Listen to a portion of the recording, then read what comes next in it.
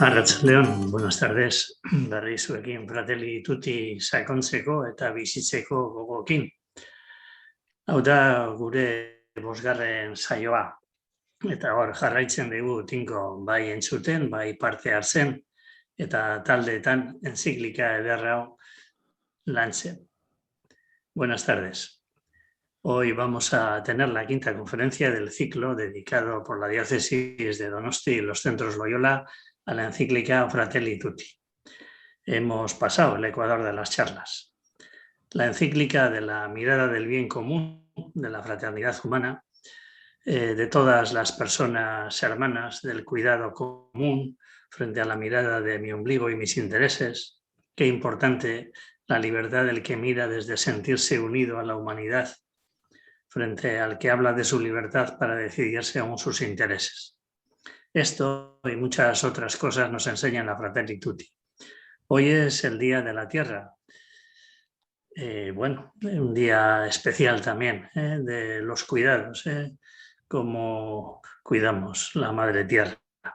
Y le hemos pedido a Santi Torres que nos haga una lectura de esta encíclica en lo que tiene de propuestas de organización del bien común, o dicho de otro modo, una lectura política de la Fratelli Tutti, o de las propuestas para hacer de esta humanidad una fraternidad y una casa para todos.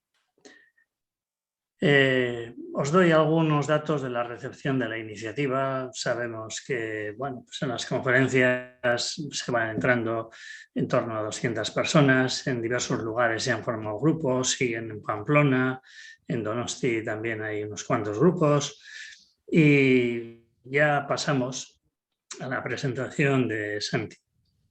Buenas tardes, Santi. Arratsaldeon, buena tarde.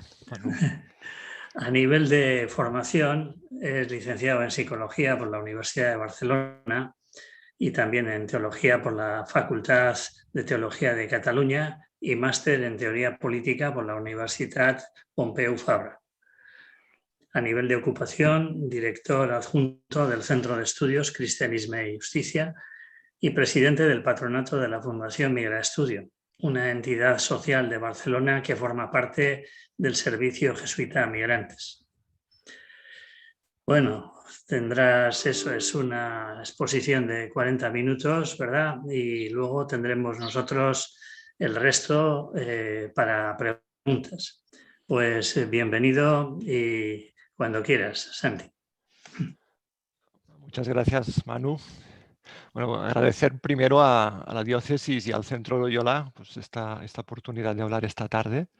La verdad es que para mí preparar esta charla también ha servido para profundizar más en la encíclica. Ya había leído, pero obligarme a leerla desde la perspectiva política pues ha significado profundizar en algunos aspectos que se me habían pasado por alto, ¿no? Esta tarde lo que voy a dar sobre todo son unas claves de lectura. Sé que después releéis la encíclica, lo trabajáis también en grupos, por tanto tenéis ahí unas claves que os pueden servir para ese trabajo posterior, ¿no? Os comparto también en el chat un pequeño esquema que será lo que voy a comentar esta tarde, y porque también se ayuda a ir siguiendo la charla porque no voy a hacer diapositivas ni PowerPoint, ¿no? Voy a empezar poniendo el texto en su contexto. Más que entrar ya directamente en la encíclica, yo creo que la encíclica se entiende también si la ponemos en el contexto de lo que es Francisco y de lo que es su pontificado, ¿no? Por eso creo que antes de entrar directamente en la encíclica y sobre todo en ese capítulo quinto, que es el capítulo que se llama La mejor política, pero entonces el más explícito sobre política, lo que voy a hacer es intentar poner un poco de contexto a la encíclica. Había un profesor mío de Biblia, el jesuita Xavier Alegre, que a lo mejor algunos de ustedes conocen, que decía que un texto sin contexto acaba convirtiéndose en un pretexto. Y eso que vale para los textos bíblicos, vale también para las encíclicas. Y más cuando seguramente el Papa Francisco es hoy uno de los personajes más citados. ya no solo desde los púlpitos de los templos o las cartas dominicales de los obispos, sino también desde las tribunas de los parlamentos o en mítines políticos. Se puede oír citas de la Fratelli Tutti o del Papa Francisco en los sitios más insospechados, en un debate, en unas elecciones o en otros sitios. Voy a saltarme por falta de tiempo y conocimiento toda la trayectoria biográfica de Francisco, aunque yo creo que esta trayectoria ha marcado muy profundamente su visión política. Más allá del tema de las afinidades peronistas de su juventud, que siempre se discute en los biógrafos, o que algunos biógrafos destacan especialmente, lo que es innegable es que Jorge Bergoglio tiene una trayectoria vital ligada a la política de su país, en razón de los cargos que ocupó, primero como provincial de la Compañía de Jesús, durante los años duros de la dictadura, en 1973-1979, y después como arzobispo de Buenos Aires del 1992 al 2013. Argentina, como muchos países latinoamericanos, es un país marcado por una democracia sometida a toda clase de convulsiones. Corrupción, corralitos, golpes de Estado, dictaduras, etc. Pero también un país donde la organización social es evidente. Hay un compromiso social y político de la Iglesia de base y de los movimientos populares que forma parte también de la experiencia de Francisco. Yo creo que este es carácter extremado, lejos del contexto de la democracia liberal burguesa europea, ha marcado su visión de la política. Y es muy necesario tenerlo en cuenta a la hora de valorar sus intervenciones, que a veces realizamos con ojos desde aquí, con nuestros propios parámetros. Hay un sociólogo portugués, Boaventura de Sousa Santos, que muchos de ustedes conocerán, que ha encuñado el término epistemologías del sur, precisamente para referirse a estas visiones que proceden de experiencias y saberes diferentes a aquellos que con frecuencia ha impuesto la colonización europea o el mismo imperialismo norteamericano. Ciertamente, Jorge Bergoglio no es un indígena Yanomami perdido en la selva amazónica, ni es un guaraní del Mato Grosso. Bergoglio es un porteño, hijo de italiano y argentina, y que además se hizo jesuita. Pero no por ello deja de ser alguien que interpreta los conceptos desde una visión y una experiencia, una epistemología, diríamos en palabras de Boaventura, que no siempre encaja con los conceptos que utilizamos en Europa. Cuando él habla de populismo, de democracia, de liberalismo, hay que tener en cuenta que lo hace desde su propia experiencia de lo que estos conceptos han supuesto, ¿no? La democracia de la que él habla seguramente no es la democracia europea, el liberalismo del que habla seguramente no es el liberalismo filosófico que entendemos aquí. El populismo del cual él habla tampoco es el populismo tal como lo vemos aquí. Por lo tanto, yo creo que es un pequeño apunte al principio, muy obvio, pero creo que era necesario señalarlo. ¿Desde dónde habla el Papa Francisco? ¿Desde qué punto? ¿Desde qué experiencia? ¿Desde qué trayectoria? Si nos centramos ya en su pontificado, lo que seguramente tiene más consenso a la hora de valorar a Francisco es que realmente es alguien comprometido con los problemas del mundo y por tanto es un papa político. Sus detractores lo han utilizado para decir que más que un teólogo es un político, que más que teología hace ideología, ¿no? Pero es verdad, ciertamente, que sus pensamientos, sus planteamientos han roto el círculo estrictamente eclesiástico y lo podemos ver en portadas de periódicos, en tertulias radiofónicas. Pero ¿en qué sentido es un papa político? Yo creo que es importante preguntarnos en qué sentido lo es.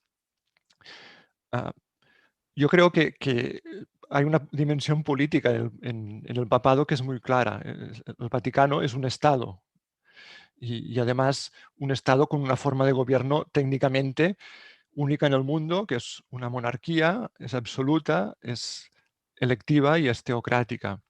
Y que por tanto el pontífice, sea el que sea, Francisco, Juan Pablo II, Benedicto XVI, es también un jefe de Estado. Pues seguramente desde esta perspectiva, la actuación de Francisco es la que menos se ha asimilado a esta faceta del papado.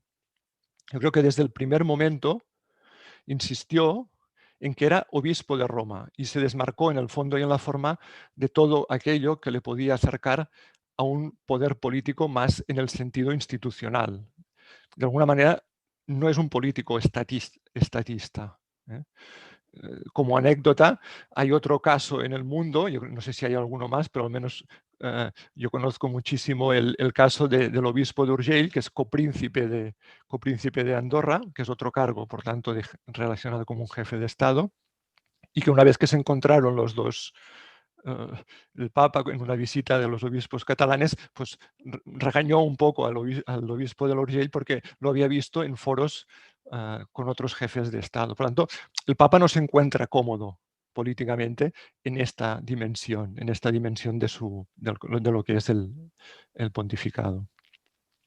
Por lo tanto, yo creo que la primera característica a destacar de Francisco es su acceso a la política, ha sido sobre todo desde abajo y a partir de las necesidades y de las consecuencias que el actual sistema económico y político han provocado en el mundo en estos 4 ámbitos, sobre todo.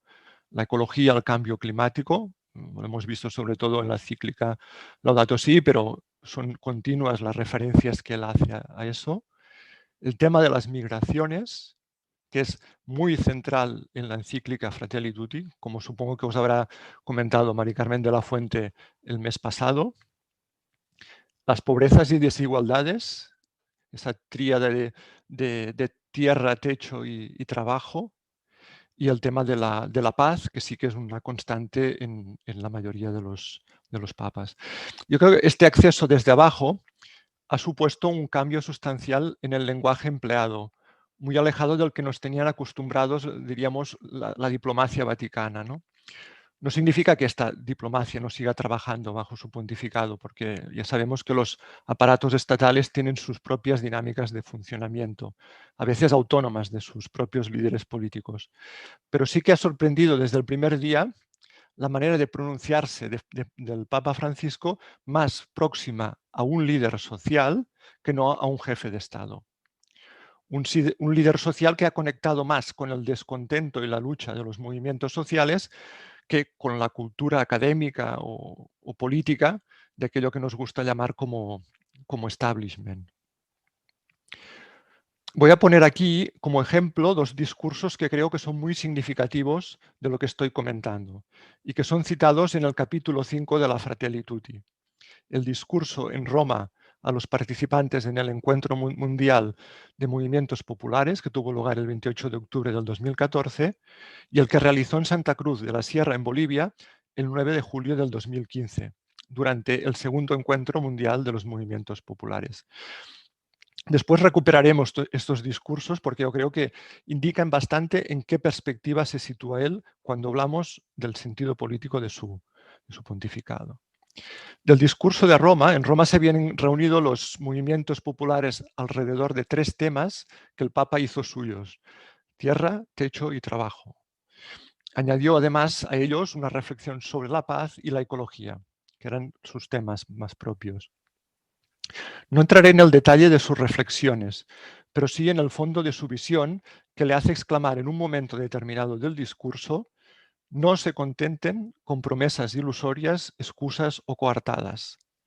Tampoco esperen de brazos cruzados la ayuda de ONGs, planes asistenciales o soluciones que nunca llegan. O si llegan, llegan de tal manera que van en una dirección o de anestesiar o de domesticar. Utiliza estas 2 palabras, anestesiar y domesticar, que yo creo que son bastante radicales. Y más adelante dice: solidaridad es pensar y actuar en términos de comunidad, de prioridad de vida de todos sobre la apropiación de bienes por parte de algunos. Esta idea también se repetirá en la Fratelli Tutti. Y acaba con un párrafo que quiero leer íntegramente porque contiene algunos apuntes que creo que son muy significativos. Dice: los movimientos populares expresan la necesidad de revitalizar nuestras democracias, tantas veces secuestradas por innumerables factores. Es imposible imaginar un futuro para la sociedad sin la participación protagónica de las grandes mayorías. Y ese protagonismo excede los procedimientos lógicos de la democracia formal. La perspectiva de un mundo de paz y justicia duraderas nos reclama superar el asistencialismo paternalista. Nos exige crear nuevas formas de participación que incluya a los movimientos populares y anime a las estructuras de gobierno locales, nacionales e internacionales, con este torrente de energía moral que surge de la incorporación de los excluidos en la construcción del destino común. Fijaos que en este párrafo tan denso habla de democracia formal, habla de superar el asistencialismo paternalista, tanto, ya digo, situémonos en su perspectiva, en su visión de la democracia, una democracia muchas veces fallida, como es la que ha experimentado en Argentina o incluso en otros países de América Latina. Vuelvo a la epistemología del sur que decía al principio y que contrasta con la visión de la democracia formal, liberal, burguesa que predomina en nuestro imaginario. Como todo lo que viene de abajo o participa de este elemento de subversión, la política de Francisco ha conectado inesperadamente con los perdedores de la historia, a los que anima a organizarse y a luchar más allá de las estructuras que configuran nuestra organización social. Su crítica se extiende incluso a las ONGs o a la denuncia de la domesticación de los pobres y de sus causas. Yo creo que este planteamiento es ciertamente novedoso dentro de los planteamientos tradicionales de la doctrina social de la Iglesia. El otro discurso que quería comentaros esta tarde es el discurso pronunciado en Bolivia, en Santa Cruz de la Sierra, unos meses después, y creo que estaba escuchándolo en ese momento Evo Morales. Allí dijo el Papa Francisco: queremos un cambio real, un cambio de estructuras.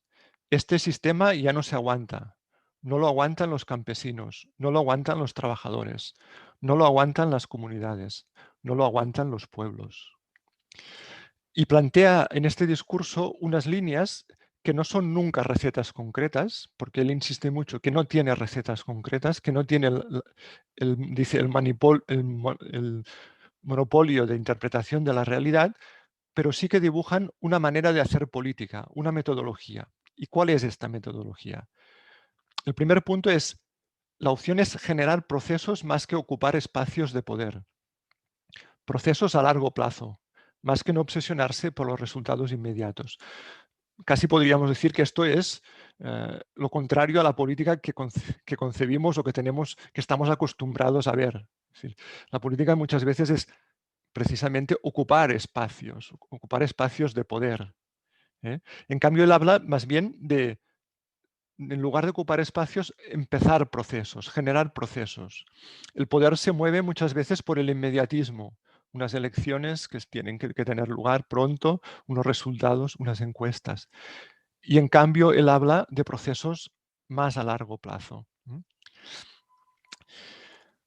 El segundo punto, o la segunda línea, es la política de lo local, de lo próximo. Para Francisco tiene un valor fundamental la dimensión de lo local, y eso en la Fratelli Tutti lo vamos también a ver continuamente, ¿no? Ese arraigo al barrio, a la tierra, al oficio, al gremio, ese reconocerse en el rostro del otro, esa proximidad del día a día, ejercer el mandato del amor, no a partir de ideas o conceptos, sino a partir del encuentro genuino de las personas.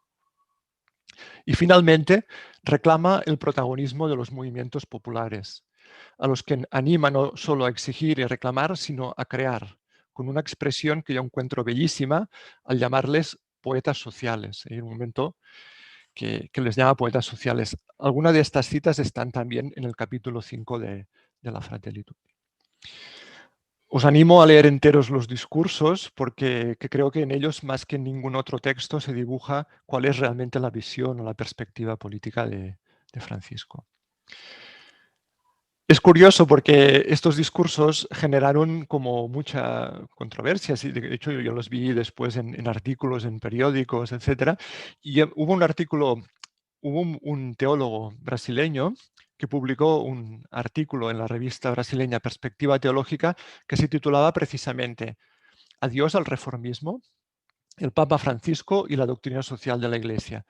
La hipótesis principal era subrayar el carácter de ruptura que suponen los planteamientos políticos y sociales de Francisco en relación a la tradición de la doctrina social de la Iglesia. Yo personalmente creo que es una afirmación demasiado atrevida, pues ciertamente a la hora de las concreciones, Francisco remite continuamente a las encíclicas anteriores de Juan Pablo II sobre el trabajo, etc. Pero sí que es novedoso esa centralidad que da en la participación política a la base, a atacar las causas, aunque ello suponga un elemento de subversión del sistema, ¿no? El lenguaje que utiliza a la hora de criminalizar el estado actual de las cosas, cuando lo califica como amenaza para la humanidad, allí hay un grado de radicalidad que no habíamos encontrado hasta entonces, ¿no? Esta visión política, podríamos decir, antisistema, parte precisamente de una doble coordenada que expresábamos al principio de esta presentación y que yo creo que él ha vivido en su propia piel. Habla así porque lo ha vivido. Primero, una visión, repito, desde el sur, desde Latinoamérica, donde el liberalismo, el capitalismo, la democracia formal han sido muchas veces sinónimo de pobreza, de muerte y desigualdad, frente a una base activa y unos movimientos autoorganizados que han generado esperanza. Y segundo, muy importante, es una teología que sitúa a Cristo en el lugar del excluido del sistema. Está en la base de la pirámide. Es el lugar del pobre como lugar epistemológico y político de liberación. Yo creo que este segundo elemento es muy significativo y muy importante también para nosotros. Porque si bien es cierto que estamos ante un papa político en el sentido que se preocupa de las cosas humanas, de los problemas de la humanidad, su abordaje no es la de un político, ni siquiera, y hemos dicho, de un jefe de Estado, sino la de un pastor que habla desde su experiencia y con una fundamentación teológica que bebe directamente de la teología de la liberación. José Ignacio González Faus, que seguro que también conocen y miembro de Cristianismo y Justicia, tiene un libro titulado Vicarios de Cristo, los pobres. Y en ese sentido, Francisco, como vicario de Cristo, como título de vicario de Cristo, como papa, reconoce la centralidad de los pobres como lugar teológico. Por lo tanto, no podemos concebir la perspectiva política que plantea Francisco sin hacer referencia a esto, a esta dimensión teológica. Yo, y aquí entro más en una reflexión personal, pero que quisiera hacer más que en lo descriptivo, yo dudo que esta dimensión político radical de Francisco, que encontramos en estos discursos y encontraremos en la Fratelli Tutti, haya sido realmente asumida por nuestra Iglesia. Y explica a veces que el Papa despierte más fervor en determinados sectores no católicos que dentro de determinados sectores eclesiásticos. Es cierto que sus palabras han movilizado numerosas iniciativas en comunidades, en parroquias. Aquí, a 200 metros de donde estoy ahora hablando, es que es en Cristianismo y Justicia, una parroquia en el centro de Plaza Cataluña, que se llama Santana, ha hecho un hospital de campaña. Allí se da de comer, se duerme, se ha abierto la parroquia y se ha convertido como en un lugar de encuentro. Ahora mismo, cuando caiga el sol, se celebrará el iftar, la ruptura del ayuno musulmán en los claustros que la parroquia ha cedido a la comunidad musulmana. Por tanto, hay muchísimas iniciativas que tienen este sello. Antes hablaba con una persona que ha organizado también aquí una plataforma Fratelli Tutti para movilizar recursos habitacionales para personas que se encuentran en la calle. Yo creo que ha sido muy revitalizante para la Iglesia porque ha generado numerosas dinámicas. Pero es verdad que estas iniciativas aún acentúan mucho el carácter asistencial, más que no el político transformador que expresa el Papa en sus discursos. Yo creo que ahí hay una invitación también a recuperar ese carácter político transformador. En otras palabras, el planteamiento continúa siendo más de asistencia y ayuda que no de lucha codo con codo y desde abajo junto a los que pierden su casa, los inmigrantes irregulares, los trabajadores en precario. Seguramente una reflexión a fondo de las implicaciones de lo que propone Francisco nos llevaría a un compromiso más estrecho, por ejemplo, con la plataforma de afectados por la hipoteca, con los sindicatos de inquilinos o con la cantidad de grupos o colectivos de trabajadores precarios. Pero eso es más bien una percepción personal, una reflexión personal que lanzo esta tarde, ¿no? Siento haberme extendido demasiado quizás en este contexto, pero creo que era necesario para después poder entender mejor el planteamiento político que se dibuja en la Fratelli Tutti. Aunque hay efectivamente un capítulo concreto dedicado a la mejor política, la encíclica Fratelli Tutti, al afrontar cuestiones sociales, sobre todo la cuestión de la inmigración, que es tema central en esta encíclica, va desgranando a lo largo del texto elementos que dan contexto a este capítulo 5. Por lo tanto, yo no recomendaría, es decir, la perspectiva teológica, la perspectiva política de la Fratelli Tutti no es el capítulo 5, aunque explícitamente habla de la política, es toda la encíclica. Quizás incluso más que el capítulo 5, yo creo que el capítulo 2, Un extraño en el camino, es el que mejor expresa el trasfondo político de toda la encíclica. He pensado incluso que podríamos llamar a la política que plantea Francisco en la Fratelli Tutti como una política samaritana. Una política que subraya la metodología del hacerse cargo, el ver el herido al lado del camino, cargar y encargarse de una realidad, tal como lo formuló muy bien Ignacio Ellacuría en su día. Hacerse cargo, cargar y encargarse de la realidad. Una política samaritana. Por tanto, una política que no se construye desde arriba, sino desde abajo. Desde la constatación de los problemas reales que viven los excluidos, los heridos que quedan en la cuneta de nuestro mundo. Ellos son el centro y la motivación principal. Por lo tanto, una política que sustituye la dinámica del poder por la de la justicia y la compasión, que llevan al samaritano a acercarse al hombre apaleado. Tanto una política samaritana se hace cargo de ello, se hace cargo del herido. Está atenta a estas desigualdades, no mira hacia otro lado. El problema para Francisco es que los actores políticos están con frecuencia demasiado centrados en la ocupación de espacios de poder, que no en hacerse cargo de estas realidades de exclusión social. Casi como este es el sacerdote que pasó por el lado, pero como tenía en la cabeza que tenía que ir al templo a encargarse de su función litúrgica, se olvidó del herido que tenía en el camino. Pues muchas veces a los políticos les pasa igual, están tan preocupados por las encuestas que se olvidan de mirar en esas cunetas. Sorprende a veces en sus escritos la ausencia de una apelación directa a esos políticos, como si ya no los diera un poco por perdidos. Pero en cambio sí que el Papa insiste mucho en apelar a las personas a una responsabilidad, la responsabilidad política de todos y todas desde un compromiso en las bases de la sociedad. La política samaritana se hace cargo de la realidad, la política samaritana se encarga de esas realidades, se organiza, estudia, trabaja y reclama y practica la solidaridad. En la encíclica hay una denuncia clara del individualismo y con él seguramente de la democracia liberal, representativa, tal como la concebimos en Europa, donde hay sobre todo una preservación de la libertad y de la libertad incluso individual. Delegar en otros la responsabilidad de las políticas sociales resulta algo parecido a la actitud del levita o del sacerdote, que miran para otro lado. Todos debemos sentirnos interpelados y encargarnos de esas realidades a través del compromiso y la autoorganización. Y finalmente, la política samaritana es hacerse cargo, es encargarse, es cargar con esas realidades. Por lo tanto, construir espacios de corresponsabilidad capaces de iniciar y generar nuevos procesos y transformaciones. Esa frase tan inspiradora de la Fratelli Tutti que tendríamos que grabar en todos nuestros colegios, en todos nuestros centros, es de alimentemos lo bueno y pongámonos al servicio del bien.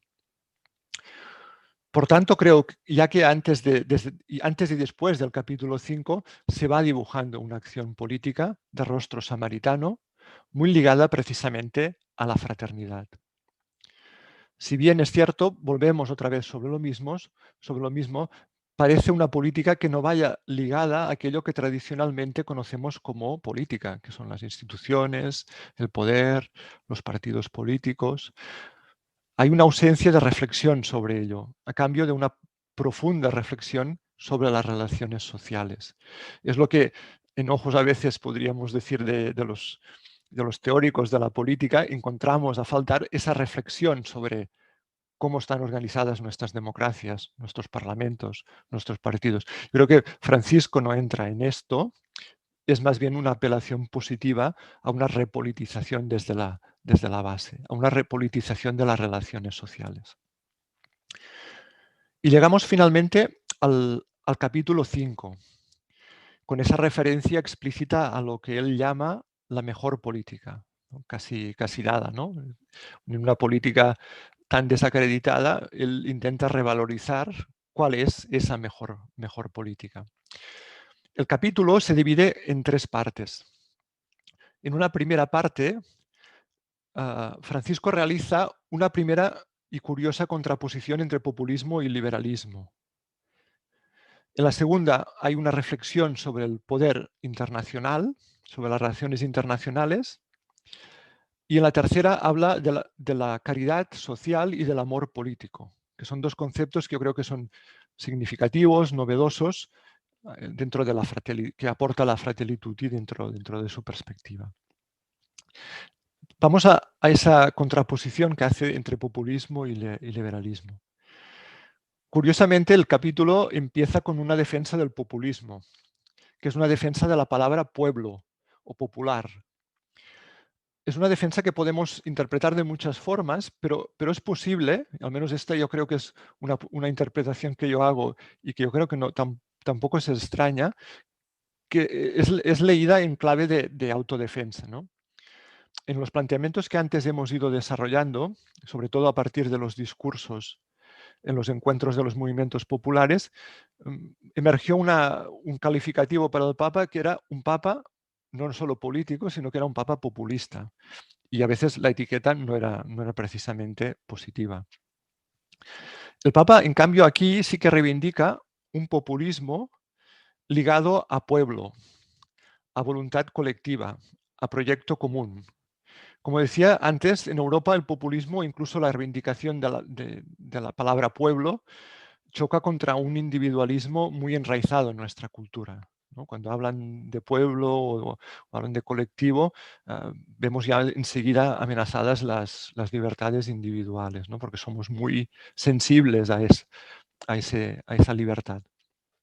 Para un papa que viene del fin del mundo, un papa que viene del sur, resulta que un elemento esencial para que la democracia no sea formal, por tanto que tengamos una democracia con unos partidos políticos, unas elecciones cada 4 años, unos representantes, unos cargos, etcétera. Para que eso no sea formal, hay que darle a esa democracia un pueblo que se gobierna y que se construye como un proyecto común. Este sería el sentido positivo que le da el populismo. Hay democracia cuando hay un pueblo que se gobierna y que se construye un proyecto común. Sin embargo, en los números siguientes, en el 159 y 160 de la encíclica, reconoce que el populismo puede ser insano, sobre todo en manos de líderes que instrumentalizan y cautivan la cultura del pueblo, ¿no? No dice nombres, pero seguramente tiene en mente algunos de los líderes que han llegado al poder últimamente utilizando o apoderándose precisamente de esos términos, ¿no? Un Trump, un Bolsonaro, un Duterte en Filipinas, etcétera, son líderes que seguramente han sido líderes que han puesto en cuarentena esa palabra populista, ¿no? Es curioso que de nuevo en el número 161 el Papa adopte una actitud no sé si defensiva, pero al menos justificativa, para que no se le malinterprete.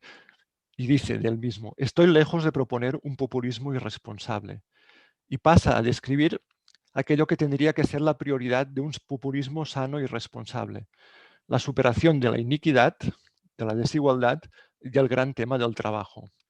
Se queja en este sentido el Papa de que con frecuencia se acuse de populistas a los que defienden a los más débiles de la sociedad. Intenta escapar de alguna manera de esta contraposición entre la mítica del pueblo por un lado y por otro la organización social, la ciencia o las instituciones de la sociedad civil. Él llama a conjugar los dos elementos en un proyecto que llene de contenido la democracia formal. Ya digo, seguramente piensa en democracia en América Latina, en democracias formales, pero también seguramente preocupado, y es para estarlo, sobre la deriva de la democracia, por ejemplo, en Europa, ¿no? Donde es incapaz de resolver los problemas reales y donde cada vez está más sometida al poder económico, etcétera, etcétera. En los números 168 y 169 hay una crítica del liberalismo y sobre todo del mercado y propone una política económica activa orientada a promover una economía que favorezca la diversidad productiva y la creatividad empresarial. Y finalmente cita los discursos que antes hemos tratado para reivindicar la participación social, política y económica de los movimientos populares, porque sin ellos, dice el Papa, la democracia se atrofia, se convierte en nominalismo, una formalidad, pierde representatividad, se va descarnando porque deja fuera al pueblo en su lucha cotidiana por la dignidad en la construcción de su destino. Volvemos a esas palabras o ese estilo duro, ¿no? Una democracia atrofiada, nominal, formal. Solamente si pretendemos superar ello, será a partir de reivindicar la participación social y política. Me remito al principio otra vez. No busquemos en la visión del Papa un acercamiento teórico que se contenta con la democracia liberal, sino que es alguien que busca desbordar esa democracia desde abajo con todos los riesgos que ello supone. No en vano, como hemos visto en una parte se dedica a una defensa del populismo sano frente al populismo insano o instrumentalizado por los líderes.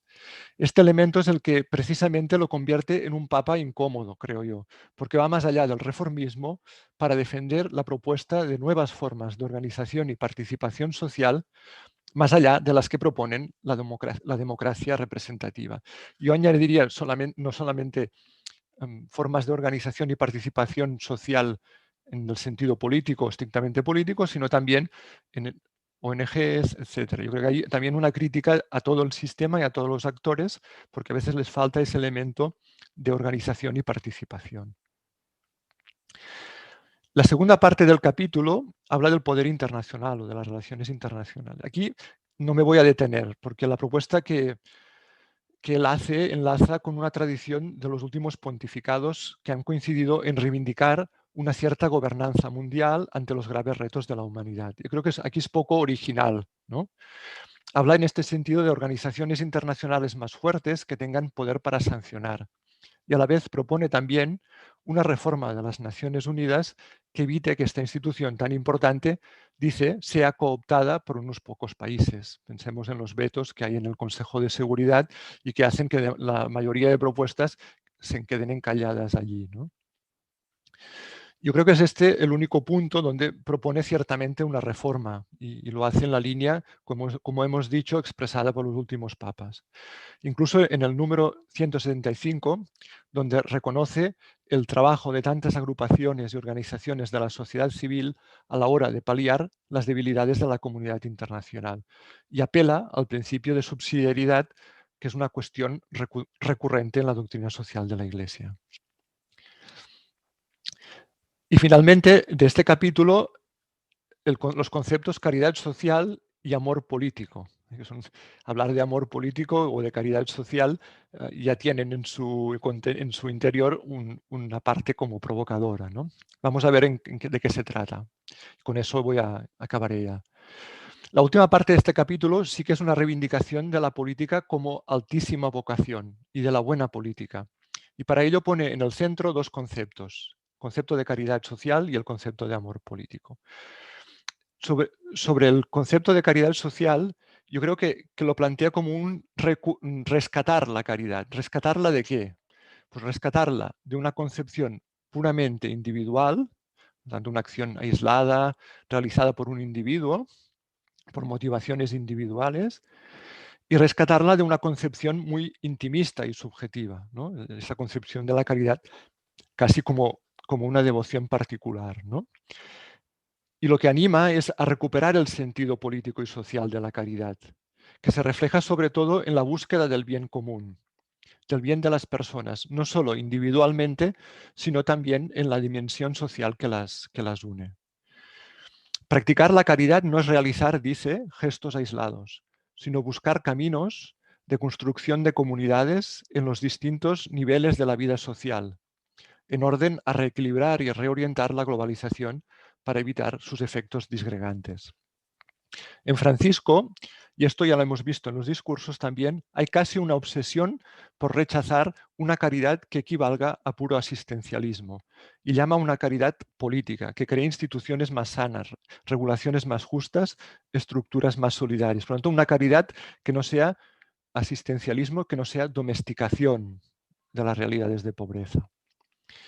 Es caridad, dice, y yo creo que este párrafo es muy bonito y tendría que ser como una inspiración también para todos aquellos y aquellas que quieren dedicarse a la política. Es caridad acompañar a una persona que sufre y también es caridad todo lo que se realiza aún sin tener contacto directo con una persona para modificar las condiciones sociales que provocan su sufrimiento. Un político que está en un parlamento preocupado por pues por la falta de casas, por el hecho de los desahucios, etcétera, y que actúa y legisla en ese sentido, también está practicando la caridad social. Yo creo que este elemento es esencial en la perspectiva política de Francisco. Volvemos a la centralidad de la base. Y es también un punto, diría, de criterio o examen para nuestra acción social y política. ¿De qué modo nuestra acción hace participar a los excluidos o, por contrario, los domestica? Yo creo que Francisco nos lanza ese criterio y nos lanza esa pregunta. Una pregunta que no es fácil, ¿eh? Acaba el capítulo con una referencia a los que ejercen la vocación política, a los políticos en concreto, y dibuja una especie de retrato robot de buen político, porque la buena política tendría en la base la que la realizan los buenos políticos. La buena política es la que realizan los buenos políticos. ¿Y cuáles serían esas características del buen político? Y señala como 4. El político es un hacedor, un constructor con grandes objetivos, con mirada amplia, realista y pragmática, aún más allá de su propio país. El político está llamado a vivir el amor en sus relaciones interpersonales cotidianas. Es muy curiosa situar esta característica del buen político. En medio de la actividad política, el político se enternece por los más pequeños, los más débiles, los más pobres. El político es alguien capaz de conectar con las reservas de bien que hay en el corazón del pueblo al que sirve. A veces nuestra visión de la política y de los políticos está tan alejada de este retrato robot que nos parece casi como idealismo, utopía. Pero el Papa insiste muchísimo en esa apelación a realizar una política con características como con estas características. Por tanto, la caridad social es una dimensión más comunitaria. Y en cambio, el amor político, que es lo último de lo cual habla, es una dimensión más personal que supone la vocación política. Son dos elementos con los que Francisco termina este capítulo. Nada más, yo os invitaría, estáis leyendo la encíclica, ya sois casi expertos en Fratelli Tutti, sí que os invitaría a leer este capítulo 5 en concreto, pero también los dos discursos a los que he hecho referencia y que creo que complementan y amplían mejor la perspectiva de la encíclica. Como siempre digo, Francisco es más inspirador que sistemático, pero su inspiración puede darnos algunos criterios también para resituar aquella acción que realizamos, ya sea a nivel individual o ya sea a través de las organizaciones o las instituciones. Y ya con esto me callo porque he hablado mucho. Gracias.